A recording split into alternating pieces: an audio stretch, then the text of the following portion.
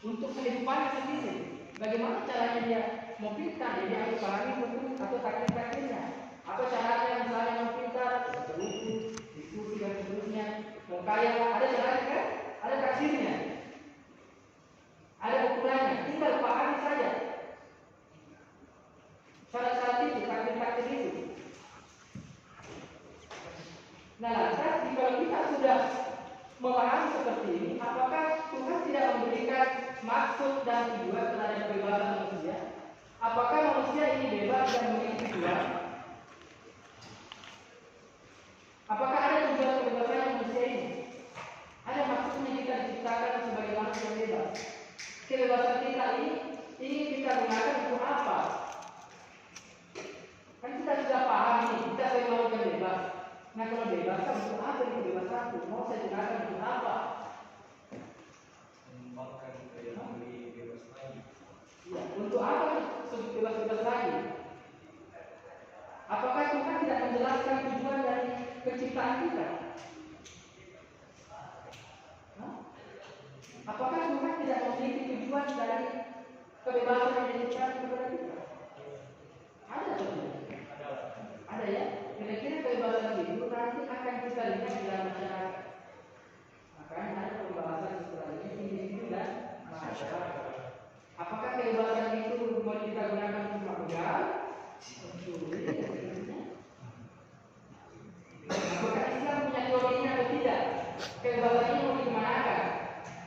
Kan kita bebas, ya terserah saya mau lakukan apa saja. Ya? Tapi apakah Islam punya penjelasannya? Apakah NDP punya penjelasan atau tidak? Kurang lebih itu nanti akan dijelaskan di berikutnya. Nah, kira-kira begitu yang bisa saya bagikan kepada kalian mengenai materi ini, mengenai kemerdekaan manusia dan keharusan. Jadi pengetahuan yang makin memperbesar kebebasan dan kehendak kita untuk memilih. Jadi pilihan kita itu dipengaruhi dengan pengetahuan yang kita miliki. Diperbanyak pengetahuan maka akan sejalan dengan kebebasan ruang bidang kebebasan kita. Sekira itu yang bisa saya sampaikan. Kemudian kurangnya mohon dimaafkan.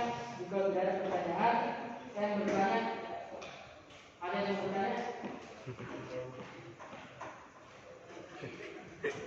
Pertanyaan saya?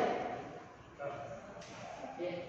Sampai hari ini terkait dengan kebebasan individu atas kemudian agama sampai kemudian sudah kita capai atas kebebasan itu.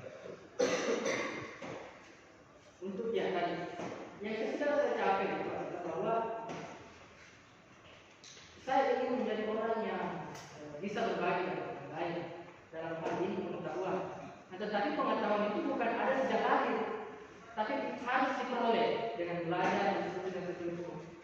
Dan hasilnya adalah hari ini pada malam ini saya bisa berdiskusi dengan teman-teman, tetapi saya memenuhi takdir-takdirnya. Pertama masih basic itu sudah basic juga kajian, minat di kosnya senior, baca buku dan seterusnya. Itu salah satu implementasi atau kebebasan yang saya pahami, yang saya implementasikan dalam diri saya sebagai pribadi. Kira-kira itu. Jangan yang lain. Ada lagi? Ya, kalau tidak ada, saya kira terima kasih banyak atas waktunya.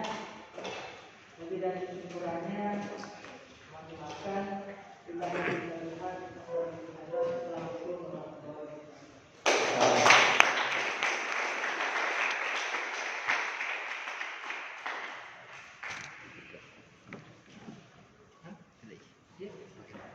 Jadi baik, itulah tadi materi yang disampaikan oleh Kak Andi Ari Mutahari.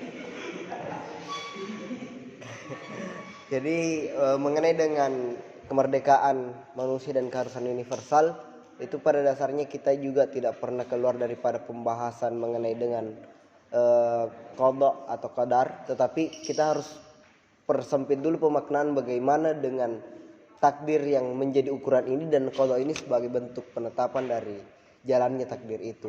Ya, dan juga bagaimana kemudian Islam dalam merespon adanya beberapa paradigma mengenai dengan apakah itu berbicara tentang keadilan Tuhan, dia berbicara tentang perbuatan Tuhan dan sebagainya. Dan dikarenakan waktu juga, insya Allah semoga Dan saya berharap bahwa setelah ini tentu teman-teman bisa mengikuti follow up, yang dimana di follow up itulah nanti teman-teman juga mampu mengasah apa yang kemudian teman-teman hari ini dapatkan di forum basic training. Nah, jadi sebelum saya meninggalkan ataukah keluar dari forum ini, saya meminta kesediaan dari teman-teman, apakah perempuan atau laki-laki, untuk mewakili pemberian sertifikat kepada pemateri.